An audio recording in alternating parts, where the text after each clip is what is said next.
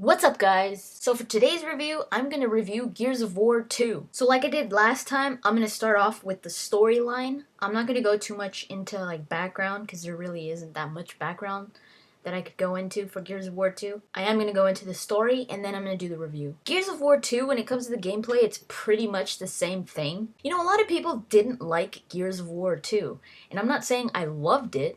I didn't think it was bad, but I didn't think it was anywhere comparable to Gears of War 1.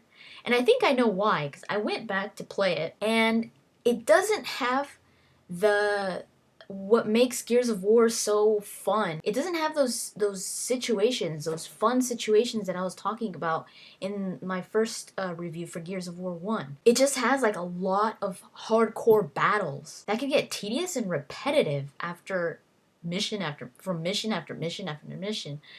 And the beginning was cool because you do start off in the streets of Jacinto, that one city that I was talking about. The one, the humans' like last city, the one that the locusts haven't been able to cut through. It starts there, you're in a hospital and all that, and that's cool. I actually prefer when you are fighting in the streets, trying to like, keep the city safe and stuff like that. That's that's what I like about Gears of War, is when you're outside, when you're in the city, in these ruins and all that. And Gears of War 2 takes place, like, most of it, maybe like 90% of it, takes place in the hollow, underground. And you just get fed up, because it's just the same thing over and over, and it's just like, ugh. So I think that's why a lot of people didn't really enjoy Gears of War 2 as much as Gears of War 1. I mean, some people, even Gears fans, like straight out said they hate Gears of War 2.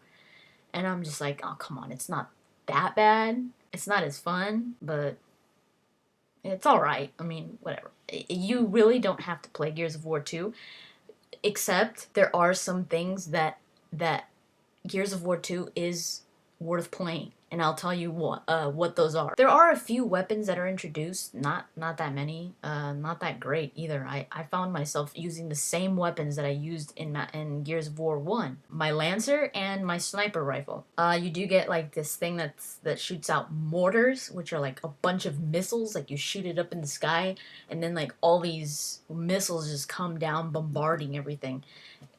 It's helpful sometimes, but it's very inaccurate. Like you're like, what the hell? Like it has this little thing, like a little square thingy, like the target, and let's say you're like right here, right, and you target right here, and then you shoot, and the missiles go out, and then they fall like in one place, right, like maybe a few feet ahead of you, and then you're like, damn, I missed it, and then you move the target up a little bit, and you shoot it, and they land in the same spot, and you're just like, what the hell? It just seems like it doesn't cover that much ground, so screw that thing. So like I said, you do go into the hollow, and that was cool. Like, you getting there was awesome. You meet these pretty cool characters, like Dizzy. He's this Texan that's pretty awesome. You also meet another character that is actually in the books, and a pretty good friend of Marcus. They've fought in battles before. His name is Ty, and he's in it. So it's pretty cool when you're getting to the hollow, the way that you have to get in there and all that. But after that, it starts getting very repetitive, where you're just like, you don't do anything besides just fighting. Like, there's nothing special to do. And you're just like, and in Gears of War 1, there was a lot of like little situations that you were placed in that you were just like, oh my god, this is so fun. It wasn't just battles. Like, it wasn't just you fighting, killing locusts. You had to do stuff. So you're in the hollow for a long time, and then you find out in the hollow that the locusts are actually using these giant worms that they call rift worms. They're huge. I mean, big. I'm not just talking like a big grub. I mean like a big, huge worm that actually sinks cities. Since they can't really go under Jacinto, that's why Jacinto has lasted so long, because the locusts can't like drill in under Jacinto. So what they're doing is they're basically sinking the cities around Jacinto, so that Jacinto will sink eventually after they sink all the cities around it. And that's what they find out down in the hollow on Marcus and the gears that are down there. And when they're actually going to leave the hollow, that big rift worm actually swallows Marcus, Dom, Cole, and Baird. And for a while, you're in the worm, and that was all right. I mean, it wasn't that great. There was some funny lines in there with Baird and stuff, but it wasn't like, oh, this is so much fun. You kill the rift worm by killing it by destroying its hearts, because it had like 4 hearts or 3 hearts, something like that. You get out of the worm, and then you go back into the hollow. You have to go find the Locust Queen. That's the first time Marcus and Dom and all them even hear about the Locust Queen. They're like, what? So you go back into the hollow. You go into this huge, like the Locusts actually have like this huge, what do they call it? Like a palace. And they actually they have priests. They're called the Cantus. Like Cantus, they're like priests. And these Cantus are boogers because they heal their locust. So if the locust is on the ground and it needs to be saved by some other locust, the Cantus will just heal him from wherever he is. And it's just like, you're also introduced to more of the Lambent in Gears of War 2, which is going to be a big enemy in Gears of War 3.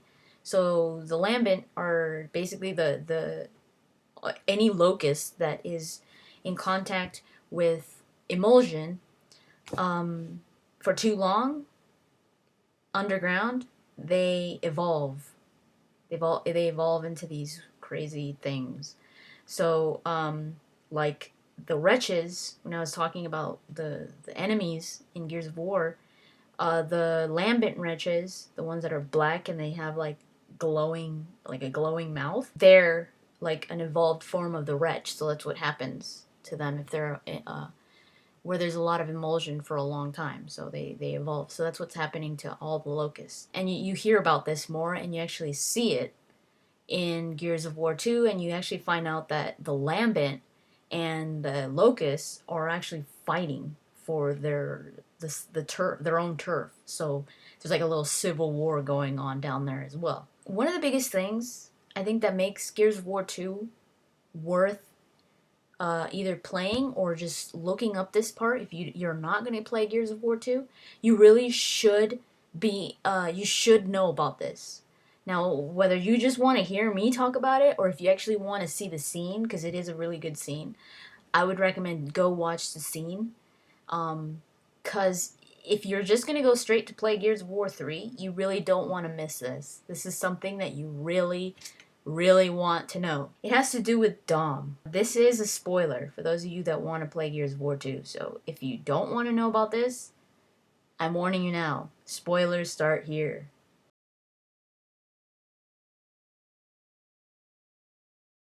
So Dom has been looking for his wife, Maria, for years. She's been missing almost since E-Day. So she's been missing for about 15 years because Gears of War 2 starts off a year after Gears of War 1. So it's been 15 years since E-Day. And Dom, I'm going to go into this, I'm going to go more into this in detail in a different video. So if there is some stuff I'm going to leave out. But when it comes to Gears of War 2, Dom is looking, he's been looking for Maria since the beginning. But they didn't really mention that in Gears of War 1. They didn't talk too much about it, but you just knew that he was looking for Maria. And in Gears of War 2, it's something that's mentioned a lot. Like, it's one of the first things that Dom tells Anya. Anya, he says, "Did you find anything?" And Anya's been following some leads to try to find if she could find where Maria is and all that. And she did find something. So Dom, you could just see that worry in Dom's face throughout the whole game in Gears of War 2. And finally, he finds this like a clue as to where Maria is It turns out is that she wasn't where the clue was leading him. That she left. So he was like pissed because he was like, damn it, I missed her again. But long story short, Dom does find Maria. But here's the sad part. The Locusts in Gears of War 2 are actually starting to take prisoners. And they never did that before. And so they're kind of like, what? They actually took Ty, the character that I told you about earlier, a good friend of Marcus, and they took Baird as prisoners and they put them in these pods under the underground in the hollow, in these metal like coffins. And they put them in there and then they take them up into this barge. It looks like a flying ship, like, you know, kind of like from Peter Pan. You guys didn't know that Hook was a locust? Yeah, for reals. For reals, like for realsies, for realsies. So they take them up to the barge and they actually torture them there, like really really bad. They torture them. That's what happened to Callisto. Well, I'm calling him Callisto because it's Ty Callisto. That's what happened to Ty. He ended up killing himself. Marcus finds him and he's just like bad. Like he's all cut up and bruised and just his eyes are like pale. They're just clouded. He's just been through so much that he lost it. His brain just went bye. So he's just like, and he kills himself because he just doesn't want to go through that anymore. Ty Baird actually was taken prisoner, but he hadn't been taken to the barge yet. So he was just in that coffin thing waiting to be taken. So you do find him beforehand. So he didn't go through any of that. But it turns out that Maria was also captured by the Locusts, and Dom finds after you find her almost towards the end of the game, he finds her with Marcus, and he opens the pod, and Dom it's almost like he's not really seeing how Maria looks like. It's almost like it's how he would love to see her, like how she's always been. And he's just like, oh my God, Maria. And Marcus is like, Dom. And Dom kind of like snaps out of it. And Maria's like this zombie thing. Like she lost almost all of her hair. And she's just like, kind of like Callisto. She's like, her eyes are just clouded. And she's just like, she doesn't even know where she is. Nothing. She's not Maria anymore. She's like a zombie. And it's such a sad part because you see it like Dom just breaks down right there. And it's so sad. Like the first time I saw that, I was crying. I was like, oh my God. Because I love Dom. I think Dom is one of my favorite characters in Gears of War. That part is, I think, the most important part of Gears of War 2. One of the most important parts.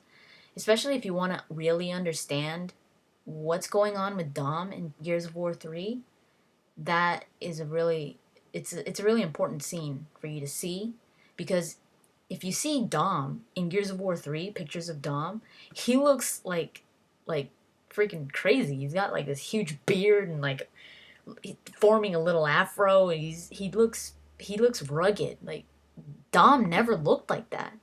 Dom was always like as clean cut as you could be when you're a gear, right? He had his hair cut short always. He had a little goatee. He was like, boom, he was ready for battle. But in Gears of War 3, you could just tell he didn't care anymore. That's why he looks like that. Dom just is going to be completely different in Gears of War 3. And that's one of the things that I can't wait to see for Gears of War 3 is how Dom has changed, because his appearance is completely different. But yeah, he's just like, I want to kill them all.